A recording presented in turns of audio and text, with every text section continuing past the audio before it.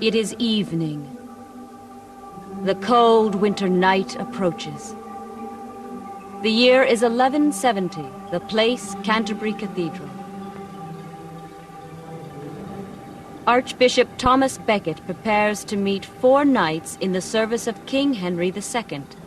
They'd overheard His Majesty wishing Becket dead. His Majesty's will be done. They came eager to win the king's favour, but now they stood as if confused. One of the knights struck my Lord Becket with the flat of his sword, saying, "Fly, you are a dead man." And he could have escaped, through the crypt or up into the roof chambers. They tried to drag him from the church, but we held him back. Brother Edward, putting his arm up, was slashed, and by that same stroke, Archbishop Becket was wounded in the head. And as he knelt there, clasping and stretching his hands out to God, a second stroke was dealt him, a blow of such force that the sword was broken against his head. He took 4 blows in all. God rules us all. No one in the medieval world doubted that. But on earth, who should rule on earth? The king or the church? Thomas Becket had made his choice, and for putting his church before his king, he was murdered. But what made the church in medieval England so powerful that it could challenge kings? St. Mary's, Kilpeck in Herefordshire, a 12th century parish church. There was a church in almost every village in medieval England. So many survive today because most weren't built in wood and thatch, but in stone. It shows their importance. The church was the center of village life.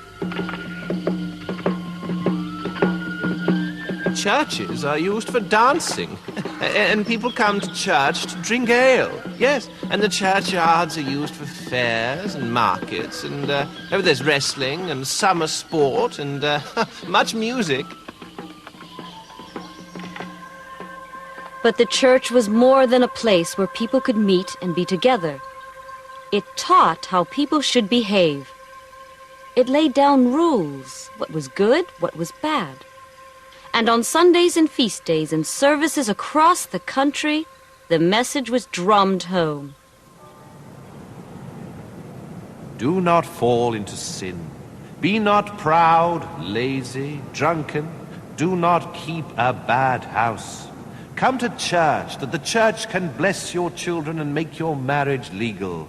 Come to church to confess your sins.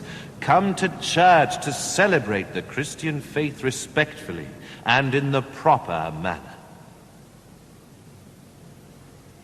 I am a poor old woman who knows nothing. I never could read. But in my parish church I see heaven painted, with harps and lutes, and hell where the damned are boiled. Hell frightens me, but heaven brings joy. Heaven was God's home, a place of light and rest. It was here, according to the church, that people who'd followed the church's rules when alive were rewarded after death. Those that broke the rules were punished in hell. There is a weeping and a gnashing of teeth. There are devils that bind ye hand and foot, and tortures that last forever. My feet turned toad-like, for in life I'd stood in sin. My breast was eaten up with worms, my stomach devoured by snakes, for I had loved evil and rotten things more than I had loved God. My lips were cut off, my nose was cut off, my eyes hung down upon my cheeks. Was it the fear of hell that gave the church its power? Perhaps, for believers. But there were many for whom hell didn't seem to make much difference. It's a problem. My bishop has mentioned it often. How strangely unmoved people seem by the hellfire that awaits them. They'll chatter in the church, and when I ask them why, they'll say, "The priest speaks in Latin. The service is all in Latin. We do not understand." And when I ask them, are they believers, some will say, "Oh, yes." But then I find they believe such absurd things, not the true gospel at all, but the old superstitions. That you must lay an extra plate for the fairies? Or that you should place sick children on the roof of the house to cure them? Or that you can work witchcraft on the corpse of a dead man? And in the face of such nonsense, mere laughter in the church seems trifling. The job of enforcing the church's teachings fell on the priests. So were they failing in their duty? The vicar never wears his robe. Ask him where it is. He'll say he lost it gambling. Vicars aren't meant to marry, but Arn lives with a woman and frolics openly through the meadow. And he was away for 6 weeks and had no one stand in for him. The vicar spends his life in the alehouse, gossiping and getting drunk. There was a problem with the quality of local priests. Many joined not because they were religious, but because a priest's life was comfortable, paid for at the locals' expense. But they weren't all bad. I know a goodly priest, always giving to the poor, not just money raised in church, but his own money, sure. And though his parish is wide, come hell or high water, he's out there visiting like a good priest oughter, until by spotless living and through simple good behaviour, he draws his parish with him unto heaven and our Saviour. Priests involved themselves at every level of village life, drawing up charters, overseeing wills, ministering to the sick. Their presence gave the national church a representative in every parish in the country. But that was only one half of the church's power. These are the ruins of Fountains Abbey in Yorkshire. Fountains was one of 750 religious communities in 12th century England. These monasteries controlled 15% of the land. And all for men and women to come and dedicate their lives to God.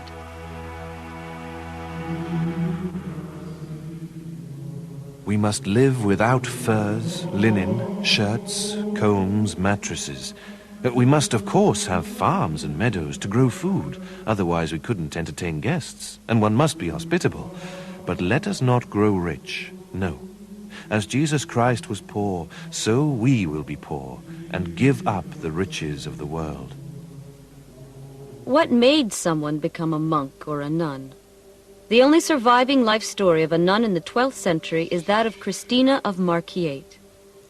I was 13 and my parents had taken me to the monastery of St. Alban.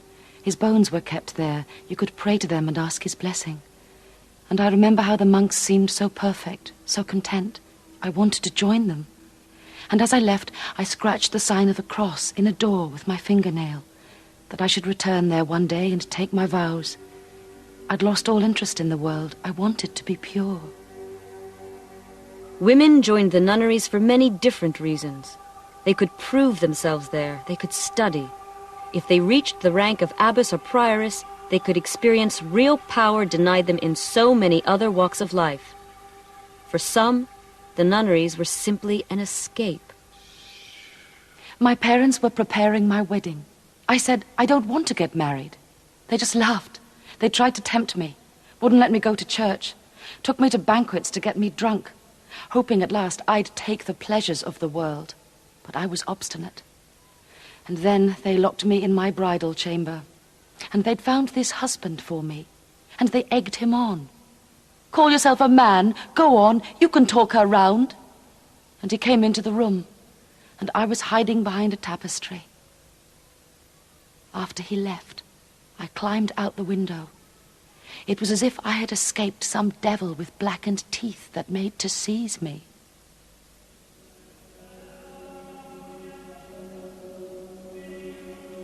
The priory that Christina founded at Markyate was small in comparison to Fountains. At its height, there were 200 monks here, and life in their separate world was Christian worship at its most perfect.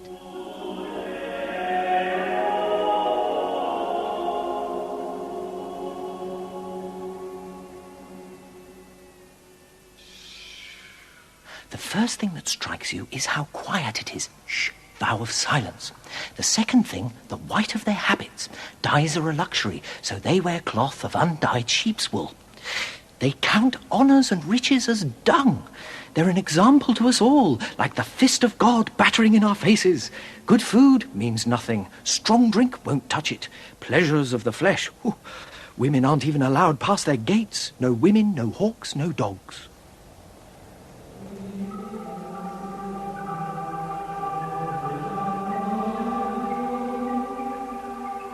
Daily routine followed a strict timetable of work, prayer, and study. 8 times a day, the monks were called into the abbey church to hear the Mass or to sing psalms in praise of the Lord. The first service is 2 in the morning. What a sorry sight. They're all fighting to stay awake, hoping no one will notice if they slump back and rest a while, catch 40 winks.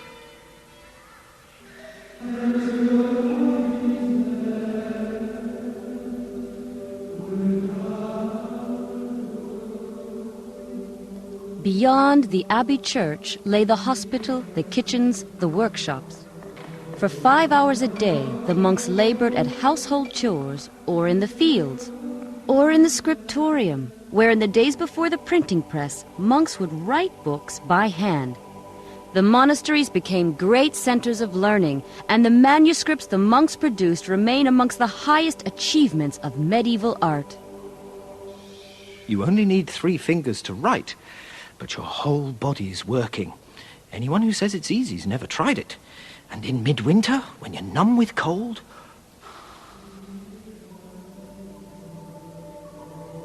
Once every day, the monks would gather in the chapter house. Here would be read out the rules of the order, a chapter a day, and lapses in discipline would be dealt with. One of the younger brothers gives the punishment, a strong arm to swing the cane. Who decided who should be punished? The abbot. These abbots were men of great power. They looked after the spiritual health of the community, but, just as important, it was they that had responsibility for the monastery's business interests, its farms, estates, forests, breweries. At Fountains, the abbot ran a staff of over 400, farm workers, butlers, launderers. And the abbot also had to look after the many pilgrims who came to be blessed or to cadge a free meal in the refectory. The monks have a duty to welcome travellers, and they serve a better meal than they eat themselves. They make do on bread, cabbage, beans. Meat's only allowed in the hospital when the brothers are sick.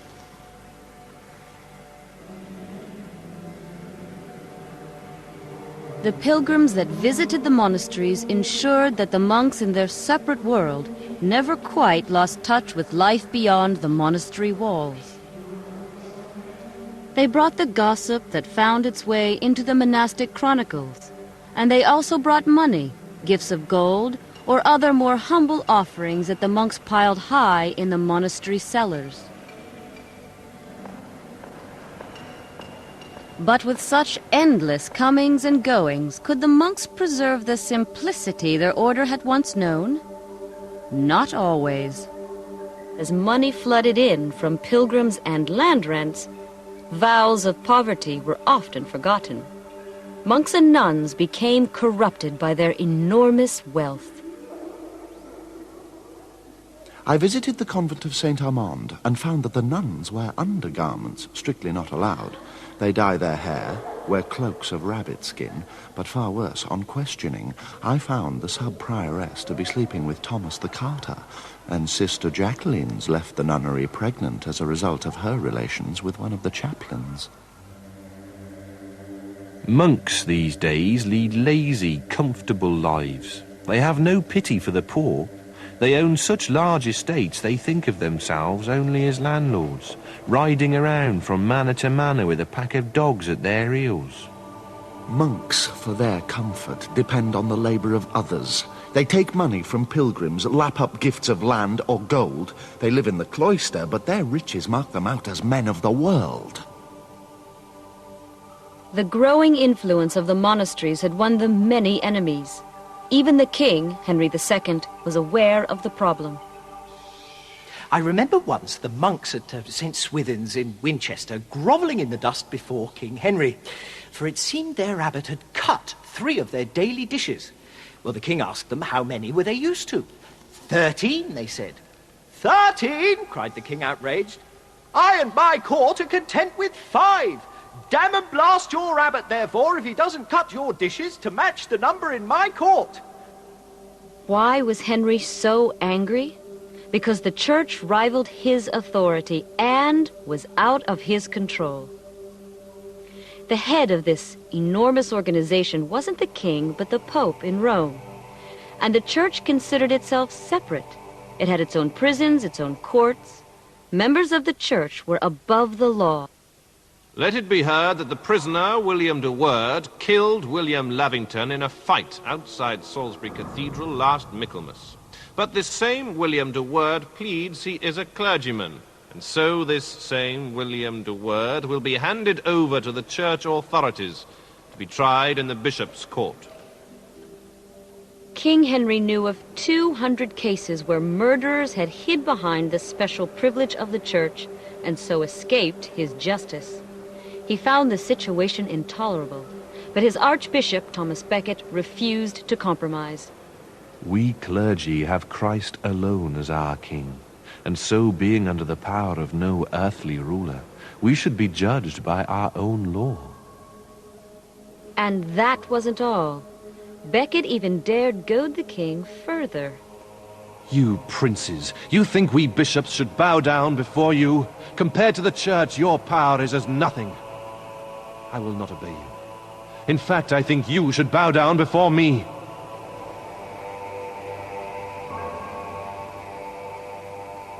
Until at last the king lost his temper, and 4 ignorant knights took it upon themselves to rid him of his burden. Becket was to die. He falls by the altar. As he lies there, one knight strikes him a blow of such force that the sword was broken against his head. He took 4 blows in all. The whole of the crown of his head was lopped off. But he didn't try to avoid or parry the blows. He accepted death from a desire to be with God. Then one of the knights, Hugh of Horsey, extracted the blood and brains from the hollow of his skull with the point of his sword. What did Becket's death achieve? Public opinion swung against Henry. Europe was outraged. And the king was forced to do penance, kneeling, dressed in sackcloth, to be whipped by one of Becket's monks. The church never let Becket's name die. He was made a saint, and miracles were said to take place at his tomb. So what was the power of the church in medieval England?